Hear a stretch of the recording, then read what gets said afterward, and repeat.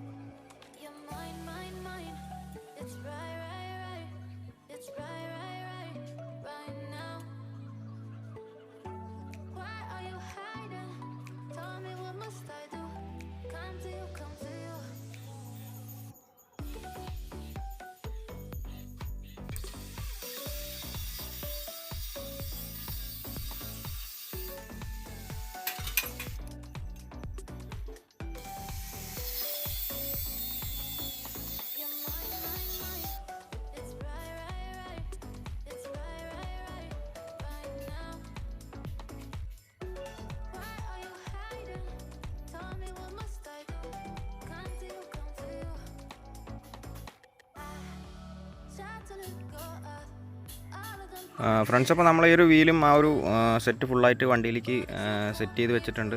നമ്മൾ പൾസറിൻ്റെ ഫോർക്കാണ്, അതുപോലെ തന്നെ RTRൻ്റെ കാലിപ്പറാണ് യൂസ് ചെയ്യുന്നത്. അപ്പോൾ നമ്മൾ ആദ്യം ചെയ്ത് നമ്മൾ വീല് സെൻറ്ററാക്കി എടുത്തിട്ടുണ്ട്. അപ്പോൾ ഈ ഒരു ഗ്യാപ്പും അതുപോലെ തന്നെ ഈ ഒരു ഗ്യാപ്പും നമ്മൾ ഈക്വലാക്കി എടുത്തിട്ടുണ്ട്. നമ്മളതിന് യൂസ് ചെയ്തത് ഒരു ബെയറിംഗാണ് യൂസ് ചെയ്തത്. അപ്പോൾ നമ്മൾ ബെയറിങ്ങിൻ്റെ ഒരു ടോപ്പ് നമ്മൾ കട്ട് ചെയ്യും. ഇപ്പോൾ ജസ്റ്റ് ഇത് വെച്ച് നോക്കാനായിട്ട് സെറ്റ് ചെയ്തതാണ്. അപ്പോൾ ഈ ടോപ്പ് കട്ട് ചെയ്താൽ ഉള്ളിലൊരു സ്പേസർ മാത്രമേ നമുക്ക് ആവശ്യമുള്ളൂ. അപ്പോൾ നിലവിൽ നമ്മൾ സെൻറ്റർ ചെയ്തെടുത്തിട്ടുണ്ട്.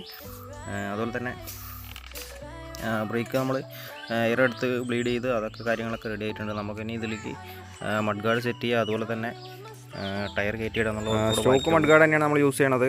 നമ്മൾ എക്സ്ട്രാ ഇതിലൊരു ഹോൾ ഇട്ടിട്ടുണ്ട്. ഉള്ളിൽ ആ ക്ലാമ്പൊന്നും എടുത്ത് കളഞ്ഞിട്ടില്ല. അപ്പോൾ ഇങ്ങനെ നമ്മൾ സെപ്പറേറ്റ് ഹോൾ ചെയ്ത് കഴിഞ്ഞാൽ മഡ് ഗാർഡ് പൊട്ടാനുള്ള ചാൻസൊക്കെ ഉണ്ട്. പ്രോപ്പറായിട്ട് ക്ലാമ്പ് ഫുള്ളായിട്ടുള്ള രീതിയിൽ ചെയ്യണമായിരിക്കും ഏറ്റവും ബെറ്റർ. ഫ്രണ്ട്സ്, അപ്പോൾ നമ്മൾ ടയറും കാര്യങ്ങളൊക്കെ സെറ്റ് ചെയ്ത് വണ്ടിയിലേക്ക് സെറ്റ് ചെയ്തിട്ടുണ്ട്. നമുക്കിതിൽ ചെറിയൊരു മിസ്റ്റേക്ക് പറ്റി.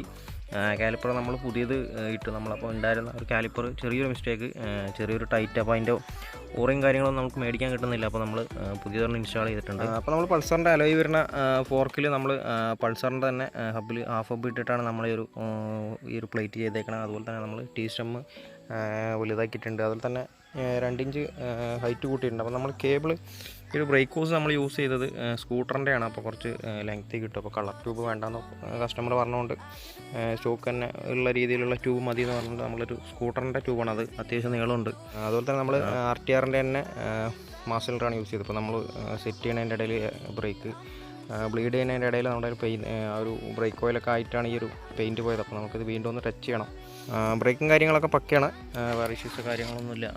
ബ്രേക്ക് ടൈറ്റോ അങ്ങനത്തെ പ്രോബ്ലംസ് കാര്യങ്ങളൊന്നുമില്ല. പ്രോപ്പറായിട്ട് ഇരിക്കുന്നത്. അതുപോലെ തന്നെ ടയർ നിലവിൽ കിടക്കുന്നതിൽ റീസോൾട്ട് ടയറാണ്. അത്യാവശ്യം കുറച്ച് മോശമാണ്. അപ്പോൾ ആ ഒരു ടയറിൻ്റെ ചെറിയൊരു ചാട്ടമുണ്ട് ഫ്രണ്ടിൽ.